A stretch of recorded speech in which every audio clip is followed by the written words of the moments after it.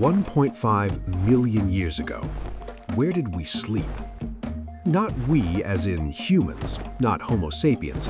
I mean the ones before us.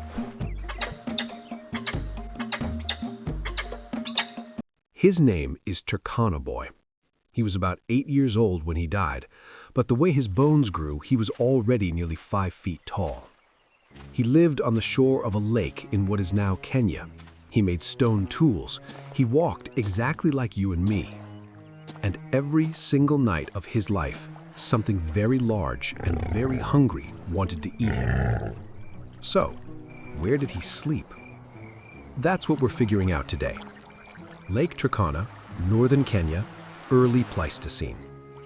The lake is larger than it is today, fed by rains that no longer fall. Its shores teem with life, crocodiles longer than modern cars, giant tortoises, hippos in herds, catfish the size of a man, and predators, always predators.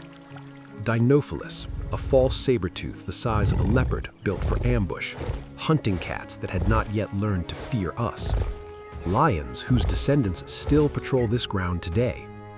It is into this world that Turkana Boy is born. He belongs to the species Homo ergaster, what many scientists classify as African Homo erectus. He is not yet fully human in the way we define the word today. His brain is smaller.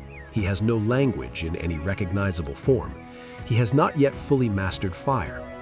But he walks exactly as we do. His legs are long. His arms are short. Every adaptation in his skeleton points to the same conclusion.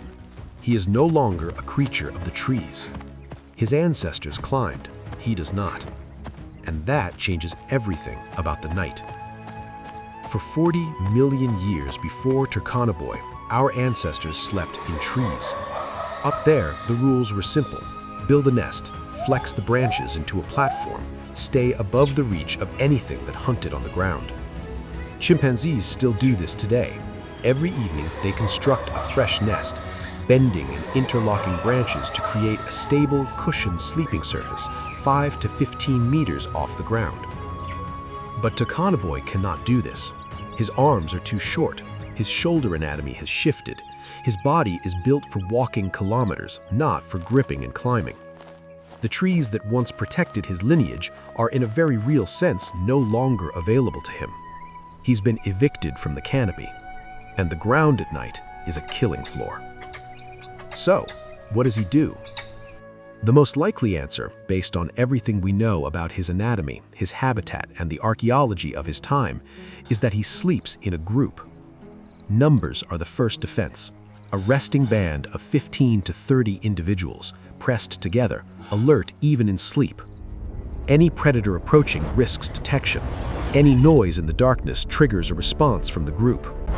They almost certainly chose specific locations, rocky outcrops, cliff bases, dense thorn scrub that makes approach difficult, possibly the base of a large tree, not to climb it, but to use it as a wall. Fire at this date is not yet reliable. The evidence for controlled fire use among Homo ergaster is contested, limited, ambiguous, possibly opportunistic.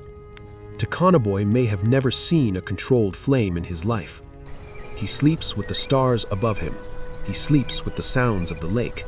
He sleeps because the group is breathing around him, because the night has been quiet long enough, because his body, evolved over millions of years to survive exactly this, finally gives in to exhaustion.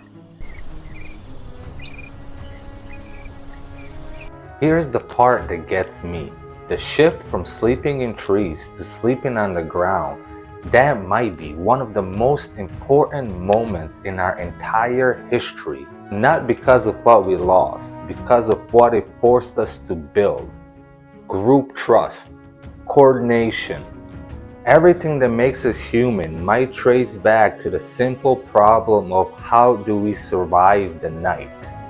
Turkana Boy was found in 1984 on the western shores of Turkana Lake, Kenya. Face down in a swamp. Not buried. 1.5 million years later, we pulled him out and rebuilt him bone by bone.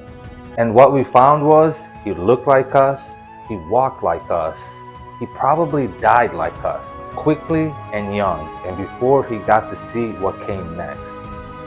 We don't know exactly where he slept. We don't know if he had a name for the stars above him. But every single night of his life, he laid down on the ground of this planet with no walls, no fire, and trusted the people around him to keep him alive until morning.